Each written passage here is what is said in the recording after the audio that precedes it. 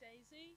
I am a large person wearing a black shirt, short blonde hair, clear glasses, and I'm a white person. It's really lovely to be here in my hometown of Birmingham with you all for Governance Now. For the first time in person since 2020, as Jonathan said, and the first time as a hybrid event, reaching delegates online as well, and increasing the access to this event of generous knowledge sharing. Today's Governance Now focuses on the theme of community, more than ever as organisations navigate a fast-changing cultural ecology, reeling from pandemic recovery, political changes and new funding mandates.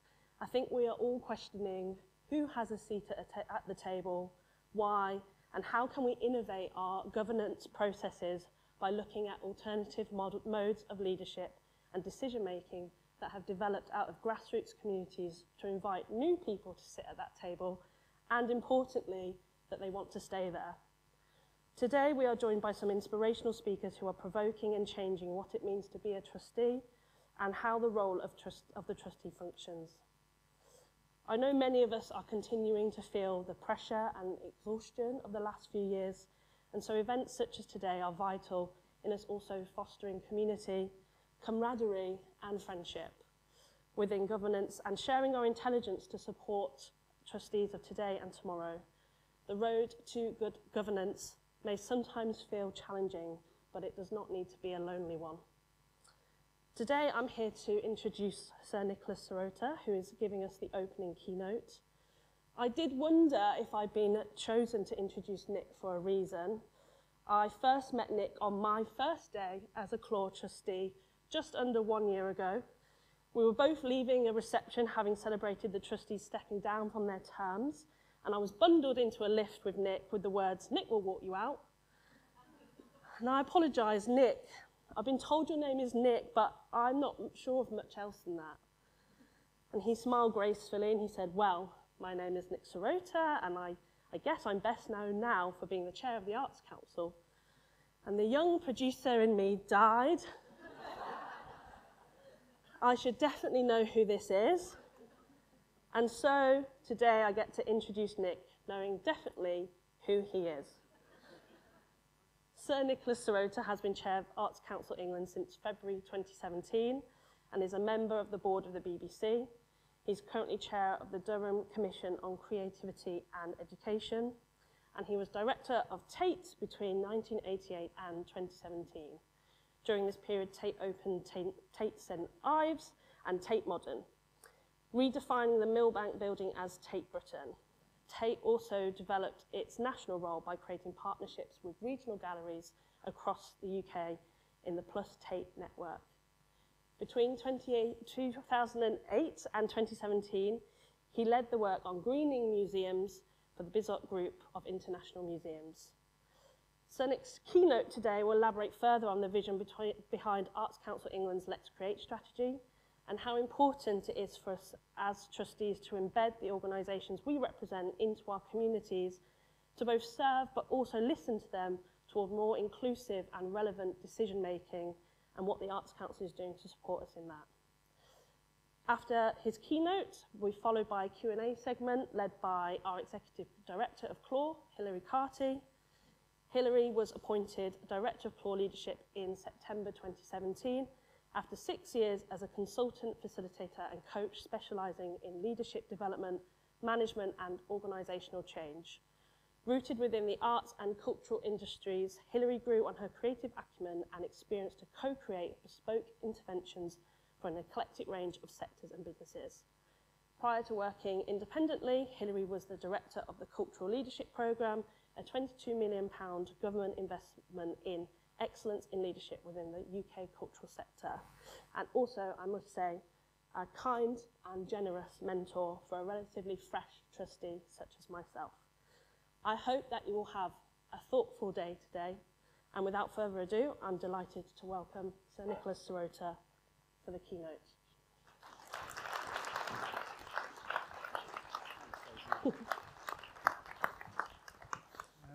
Daisy, thank you for a really warm introduction. And I remember that encounter in the lift. And it was it was a passing of the baton moment, because a number of Clore leadership trustees who had been in place really since the inception were leaving their place. Hilary was very much in command, as everyone in this room would know, and you were joining as a trustee, and it was really great to meet you on that occasion. I'm really pleased to be here today. I mean, like everyone else, I'm really thrilled to have the opportunity to be talking in person rather than online. And of course, there are 90 people following us online, but to have the opportunity to spend the day with people talking about the future and talking about how we organize and run ourselves is, I think, we now realize quite a privilege. We probably didn't realize 3 years ago, but it is a privilege and we need to make use of it. And I just want to begin by thanking Hilary, the whole of the Clore leadership team, the Cultural Governance Alliance, for planning a program which is really rich and full and will keep all of us here, I think, through the day. There's so much to learn from the experiences of people in this room. The impact of COVID-19 on everyone's lives and on the work of creative and cultural organizations you represent cannot be underestimated. It presented challenges and opportunities and has left a legacy in the way we think, work, and, as I was saying, connect with each other. So as you all know, I'm speaking to you here in Birmingham, but also to those who are streaming this conference in their homes, offices, or elsewhere. Something that seems perfectly normal now, but which was unusual then. But it's a change that was accelerated clearly by the need to connect with friends, family, and colleagues during periods when social distancing and self-isolation were imposed at the height of the pandemic. And it's just really extraordinary, isn't it, to try and think back to what it felt like in the summer of 2020. It feels like a lost moment almost now, because we're all so familiar with this form of communication, but it was really extraordinary. During those times when isolation and loneliness were affecting so many, because of the shared activities and experiences that gave us our sense of community were no longer accessible, the organizations that you helped lead found new ways to bring us together and break down barriers. Across the country, organizations demonstrated flexibility, creativity, and ambition as they reimagined their connections with the whole community and not just their audiences. In many places, they became vital agents in strengthening the sense of community, often in surprising ways, and everyone in this room could probably talk about a surprising way in which their organization made a difference to their community. But whether it was a theatre company like Slung Low in Leeds, organising food banks and helping staff deal with coronavirus issues by organising a coronavirus hotline, or if you think about down the road from here in Stratford-upon-Avon, the Royal Shakespeare Company ran a homework help programme. It invited school students to send in their questions about performing and studying Shakespeare, and it led to more than 100 young people receiving advice and help from current members of the company, including David Tennant and Adja Ando. In Lancashire, hospital workers received support from the Left Coast's Creative People and Partnerships programme, Screw Hub, and began an at Home project initiated by artists and run by volunteers who sewed over 400 scrubs for hospital workers before transforming into a wider creative community that went on to put on its own talent exhibition in the old Fleetwood Hospital, displaying the creativity of people which exists in the community on the Fylde coast. And Libraries Connected found that more than a quarter of library staff across the country were redeployed to help the emergency response to the pandemic. The way that creative and cultural organizations worked during the pandemic has brought about a fundamental change in their work and in their relationship with their communities. I recognise too that for individuals the pandemic was extremely challenging, both personally and professionally. For many organisations, the closure of cultural venues, cancellation of programmes and furloughing meant relying on volunteer board members and a handful of paid staff to make applications for support from the Cultural Recovery Fund, solicit donations, or even keep going at all. The personal challenges you face as leaders have been highlighted in a report from the Association of Chairs, Chairing Through COVID, Above and Beyond. More than 700 people who shared their experiences to researchers spoke of the increase in hours volunteered, the rise of burnout, or the risk of burnout, and the increase in time spent supporting staff. And uncertainty didn't end with the lifting of the public health restrictions. For most organisations, and therefore for their boards, new challenges have appeared with the energy price rise, the impact of inflation, and different audience expectations and indeed behaviour patterns. As Chair of Arts Council England, I want to thank you all for your effort in sustaining creative and cultural organisations at the heart of villages, towns and cities, and sustaining your communities during those difficult times and since. Today, I want to talk mainly about the regular month-to-month support that boards might offer organisations in developing their civic role. But given my recent experience, I also thought I might begin by reflecting on those less frequent moments in governance when the stakes are higher, when major decisions must be made, often in a moment of great tension. In those moments, the boardroom may feel like an uncomfortable place, but this is a good sign. Governance is about having open debate before reaching judgment and consensus. Often it requires decision-making without precedent. No matter how long our experience, how deep our knowledge, we've never seen it all before. The Arts Council's recent announcement of its regular investment in organisations through our National Portfolio Programme was an experience that in one sense was very familiar, but it was also new. With a 2% overall increase in our financial settlement from the then Department of Digital, Culture, Media and Sport, they've lost the digital. We were confident that we could maintain our ambition for a new national portfolio. But the extensive 3-year consultation and conversations with the public and with the sector, which you lead, led us to develop our strategy, Let's Create, which was published, as you know, in 2020, and it signalled a need for change. For board members, the ability to remain reflective, responsive, and open to changing needs of those they serve is vital. No organisation, no community stands still.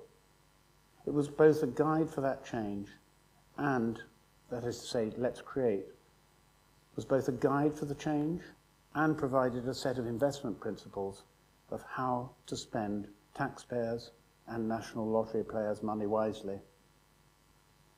As a governing body, it guided us at national and area councils in making difficult decisions in the face of our limited resources being so oversubscribed. More than 1,700 organisations applied for investment, with 990 being successful. In comparison with last time, in 2017, in the previous portfolio, when something like 1,100 organisations applied and just over 800 were successful. Let's Create allowed us to achieve a different, and in our view, a better balance of investment. It allowed us to consider the overall strength of our nation's creative and cultural life, while ensuring individual places received a fairer share of the available funds, and more people being able to access high-quality cultural experience closer to home. This all flows directly from the conversations and the consultations that we held with the public between 2017 and 2020. As a board for National Council, our role was to look at the bigger picture, recognising that ambition exists in both emerging and in established art, and in all art forms and disciplines, and that the opportunity to experience the passion and benefits of cultural experiences and creative activities should be open to everyone, whatever their background and wherever they live. And those are not unfamiliar words, but you have to live by your words as well as put them in documents like Let's Create. It was a difficult series of choices, and some will inevitably contest those decisions. But as guardians of public money, if we can show that we've consistently followed principles, I believe we can be confident in the decisions we've made. Good governance is also about responding to changing circumstances. For a public body, changes within government may produce unexpected outcomes, such as the ministerial instruction we received in November 2021 to move 24 million out of something like 160 million of investment in London's national portfolio organisations away from London. We understood the ambition, but the timing and the scale of the instruction was novel and would have enormous consequences for organisations in the capital. This was another moment when our National Council had to wrestle with both familiar and new issues. What should our response be? Ministerial directions about broad policy are to be expected and have been a feature of governments of all political colours. After all, ministers are democratically accountable for the spending of public money. However, we argued that the instruction could not interfere with the established precedent that we should decide who received our funding, and we explained that it would inevitably mean the withdrawal of funding from organisations of all types and all sizes. Our decision was to forewarn ministers of the consequences, but to accept the instruction. As chair, my responsibility was to achieve a position where the whole board could support the decision and where the new board members joining council would understand and sustain the position as we worked through the process of assessment and allocation of funds. We were about to receive 6 new council members out of 15, and it was important that we should have a position that they recognised on joining the council was the formed position, the stated position of council, rather than fighting the battle again. I felt that we had a responsibility to our cultural organisations. They'd survived through the pandemic, thanks to government intervention through the Cultural Recovery Fund, but they had no knowledge of their future funding, and they needed certainty from us, not a continuing battle through the summer with a government. I believe, given time, that we will be able to reimagine and rebuild parts of the sector where change has created loss.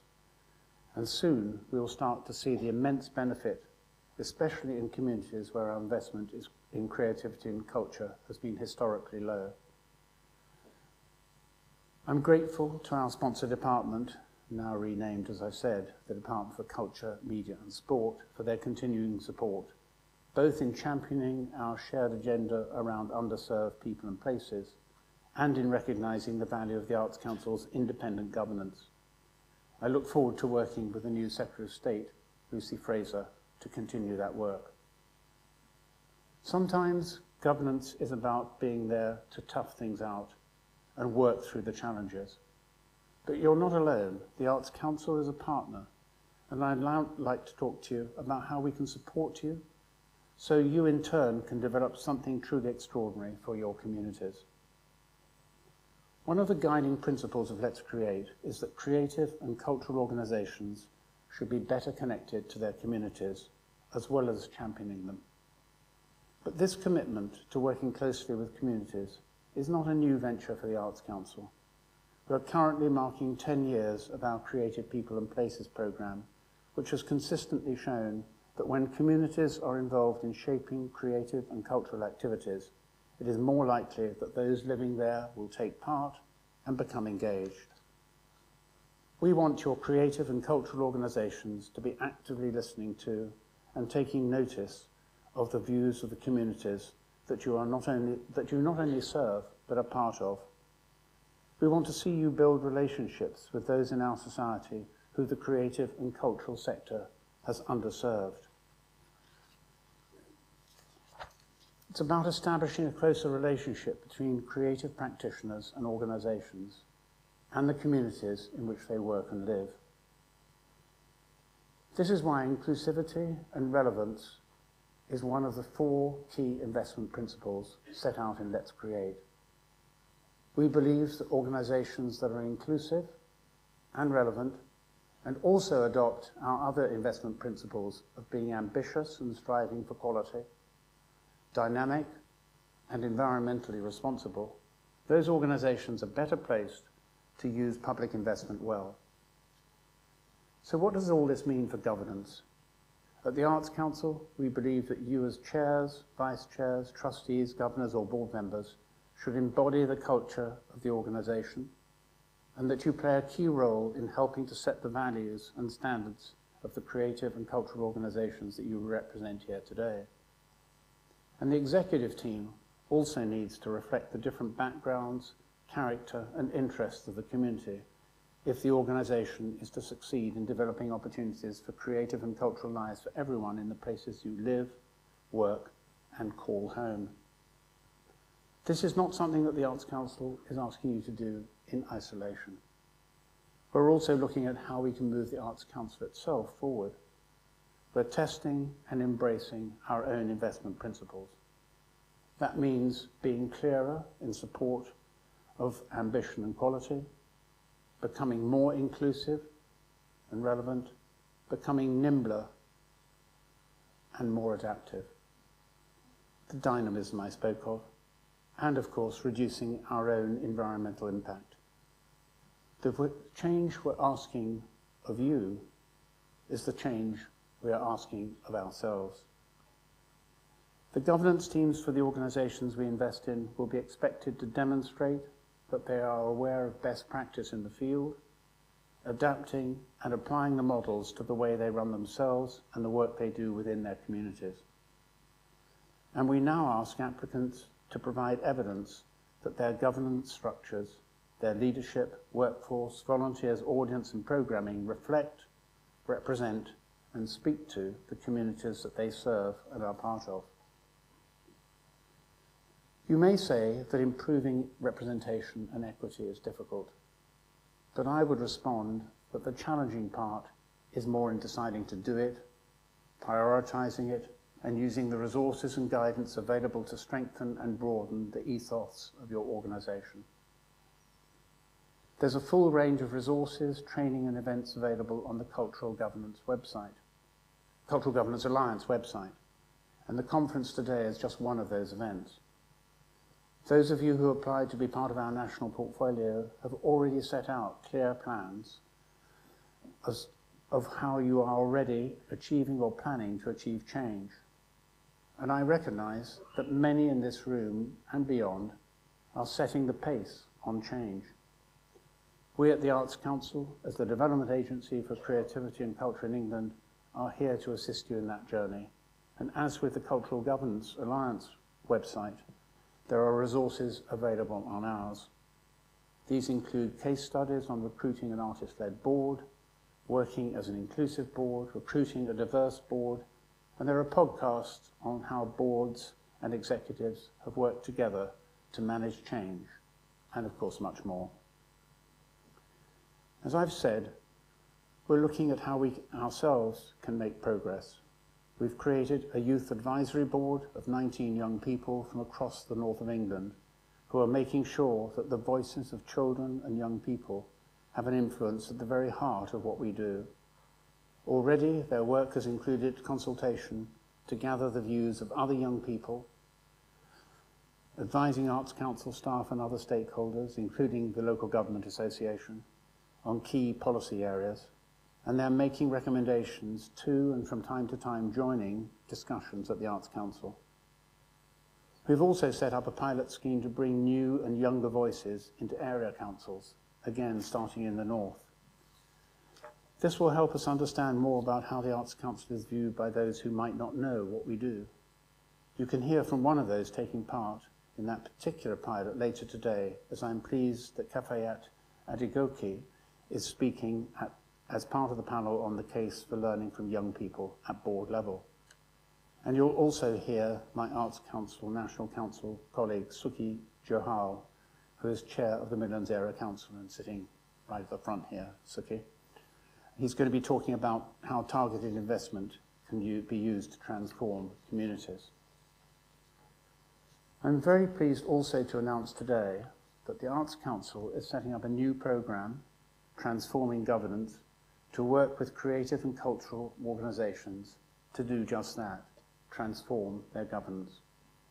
Over the next 2 years, we will offer workshops, mentoring and specialist advice.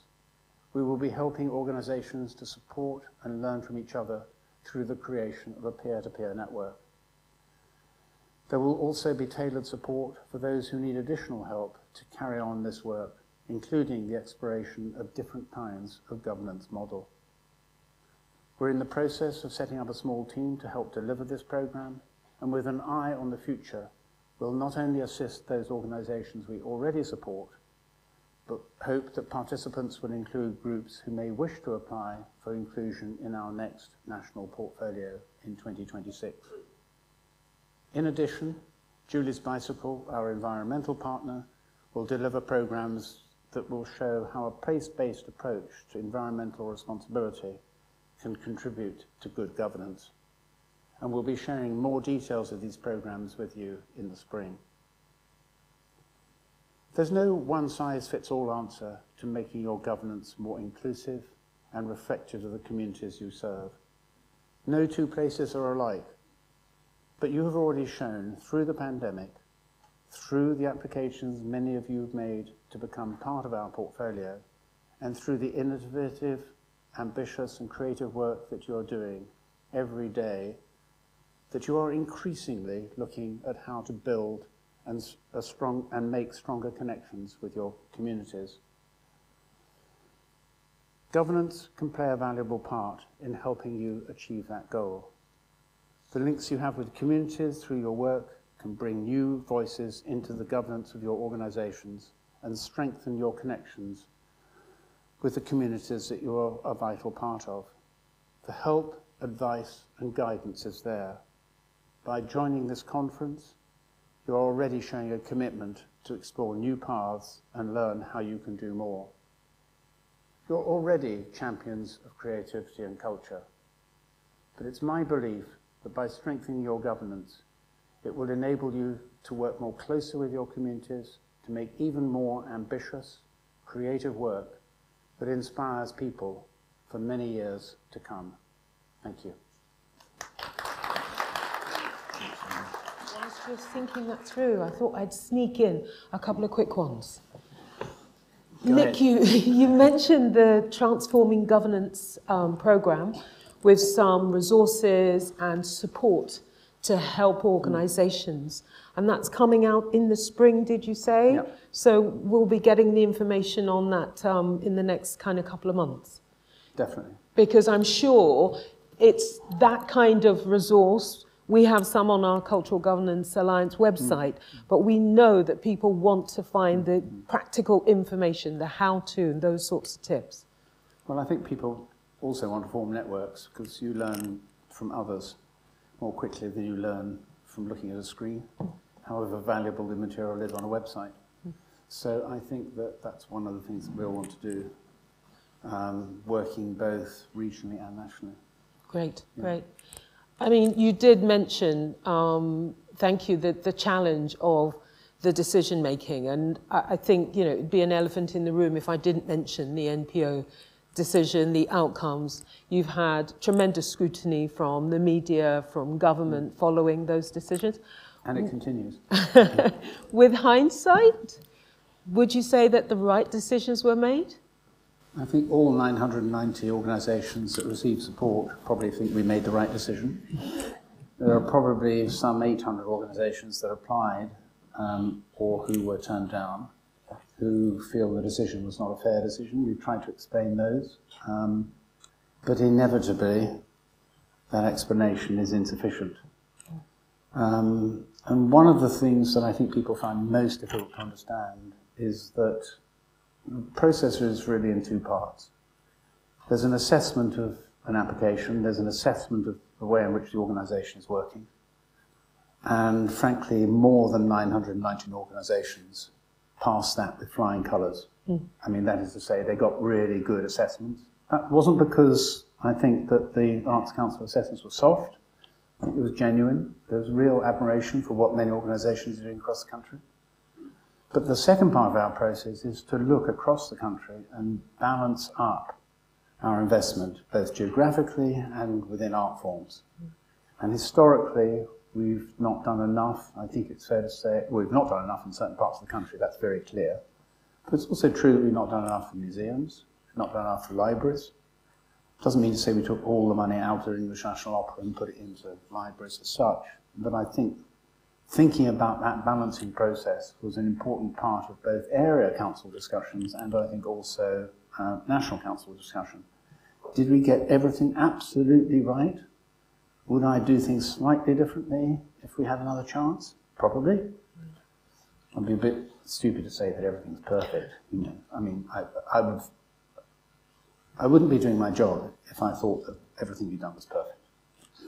But we have some opportunities to balance things up a bit. We've still got a lot of money to spend in terms of project grants. So those who are not part of the portfolio, there's a long history of organisations that have not been part of the portfolio for a period, finding a way of regrouping, changing their business model slightly perhaps, receiving some support through project grants, and then coming back into the portfolio next time. But I think that Let's Create provided a framework that has allowed us to effect some quite significant change. And I feel proud of that. Great, thank you. Thank you very much. Can you hear me now? And we've also benefited from a Creative People and Places programme in Redditch very recently. Richard's in the room with us here today. We have 4 new jobs in the area as a result. There's some real flexibility about the way you're helping us fund and move forward dynamically in the area, and we're really, really pleased. We're very pleased to see the work that's going on with Let's Create. And we are very much in favour of the proposed changes in the strategy. My question is to the room and to you, Nick, whether or not you feel there is a role for a very large group of organisations to maybe try and help contribute to the debate a bit more explicitly in the public realm, because there are 1 or 2 voices coming through very, very strongly, very well-connected voices coming through very strongly, and they have concerns which are admirable, and there is a process of change to go through. But what can other organisations here today who are also benefiting, like North East Worcestershire, do to sort of broaden the debate and make it clear that there are a lot of people benefiting and there are not just some organisations that have been funded for a very long time who potentially aren't. So it's kind of a question as to whether or not you feel there's an opportunity here for the civic role of all the organisations here, not just for our own individual organisations, but for us as a team of organisations across the area to contribute to this debate more explicitly. Because I do feel for you. At the Arts Council, it's a really bumpy ride. I'll say a couple of things in response to that. I mean, first of all, arts organisations across this country have always had a civic role. I mean, you go back into the 19th century, they were conceived very often. You know, the great museums were great civic gestures. I think what we've learned in the last few years is that the voice, as you put it, has not been loud enough. The voice has not been sufficiently embedded in the community. We did, led by Jane Ann Gaddier, a very interesting review of the part that arts organisations play in the life of cities and communities. It was published in 2019, and within that, as you all undoubtedly know, there was a recommendation that we should try and establish compacts involving arts organisations, businesses, health, higher education, the local authorities, to, as it were, bring together a resource in communities. And there are now 60 or 70 of those compacts, and we had a conference 2 weeks ago in Coventry of those compacts, and I think they're raising the volume of the discussions within communities and within local councils about funding at a very, very difficult time. I think that once some of the organisations that we funded from April onwards begin to have an impact in their communities, there will be a voice that starts to point to the benefits of the investment that the Arts Council has been making. But I'm under no illusion. Anyone who has read the national press and the regional and local press over the last 3 months, since the 4th of November, could hardly not be aware of the fact that the national press is interested in London, and London, and London, and it's almost impossible to get the national press to attend to things that are happening outside London. And the regional press obviously is very, very much more receptive to what is happening in their own communities. So any voices that can be raised that will help us in government or elsewhere would be welcome. And we need to work with you on that. Sorry, there's a rather long answer, sorry. Thank you. Hi, Jo Bradshaw, Clore Fellow. Thank you very much for that. I was interested to hear you talk about balancing across art forms and geography, and wanted to just press you a little on whether we are or should be thinking more about the balance really across audiences, whether that's demographics, whether that's families, whether that's different ethnic groups, whether that's people with disabilities, and talking really about how we're doing that balance properly. Thank you. I think one of the objectives that we had in this portfolio round was that we would have more diverse-led organisations. That was one of the reasons why we made the investment that we did between 2017 and 2021, 22 on Elevate. I think that, one of the advantages of thinking about the notion of compacts is that when arts organisations in a community come together, they don't all have to do the same thing. They don't all have to reach exactly the same audiences. So if they're working collaboratively, one or other of them can actually start to focus on one part of the audience rather than necessarily trying to cover the whole waterfront. The area where I think they do need to collaborate and work consistently together, of course, is with young people of all ages, and that's one of the areas that I think both the compacts, but also the local cultural education partnerships, and also the music education hubs need to be working much more closely together to identify particular audiences. The other area that I think historically only a few arts organisations have really addressed is the whole question of well-being and age. And I think there's enormous scope that you would have seen through the work that the Bearing Foundation has been publishing, for instance, for arts organisations to be involved in that area of people's lives. Thank you. We have one more question. Hiya, my name's Ruth Harvey. I'm here representing Martineau Gardens, which is a local community garden. I've just spent 10 years in the arts sector and moved across to community after COVID. And I would first of all, I just want to say, I don't think anyone would have enjoyed the job of balancing the portfolio, and I think we all probably agree with that. And I think the reason that I'm here and I encourage my organisation to come along is because we're doing a lot of Let's Create, but doing it in a different way. So we're community first and then touching on arts. But my question, as we're all here as trustees and thinking about governance, Nick, you've got a lot of experience of governance and you've chaired some big organisations. I just wondered if you had any key thoughts on how our boards and our chairs could work to work more closely and for the benefit of the organisation. So, I think that one of the ambitions of any board is to build trust, but should be to build trust between the non-executives and the executives. Mm-hmm. I mean, no organisation, I think, can really flourish if it has a weak board. No organisation can really flourish if it has a weak executive. You need both working together, actually. And that involves trying to build trust. And the way I think you do that is by being prepared to share doubt and uncertainty.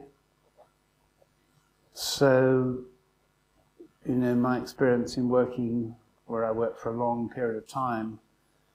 But the take was that it was it was sometimes very bumpy. But when we had new ideas that were coming from the executive or new things we wanted to do, we would share them with the board before they were fully formed in our own minds. So we didn't bring to the board a perfect scheme for a perfect project and say to the board, would you please applaud? We somehow we tried to involve the board. And sometimes that was very, very difficult because the person writing the paper would say, yeah, but I don't really know the answers and I'm going to be exposed. And that's important to remember, and I think it's necessary part of, as I say, building trust. You're building trust within the board, you're building trust between the board and the executive, and ultimately you're building trust between the organisation you represent and the community. So it's all about doing that. Where there's trust, there's also resilience, because when things inevitably go wrong, and that's the moment when boards fracture, you have difficulties within executive. At that point, the knowledge that you respect and trust each other and have been through a difficult process of forming policy helps to remain resilient. Yeah. Terrific. Echo that 100%. Build trust and use the phrase, be prepared to share doubt and uncertainty. It's a difficult one when you're working across that boardroom table, but it is working through those difficult decisions and challenges that actually does create that experience of trust. Nick, thank you so much. Hilary, Because of time, we're going to move on. But Nick is going to be with us for the whole of the day. So if you have got questions and you haven't had a chance to ask him, do please find him in the breaks and at lunchtimes, etc. And he'll be more than happy to respond then. Can I just say thank you very much to Nick for joining us today, and hand over to Prue Skeen, who's going to introduce our next keynote speaker. Prue is our first governance associate who helped us to devise our policy and approaches on governance. Shall we say more than 5 years ago, Prue? Leave it at that. And Prue Skeen is our lead governance associate. Thank you. Thank you, Nick. Thank you.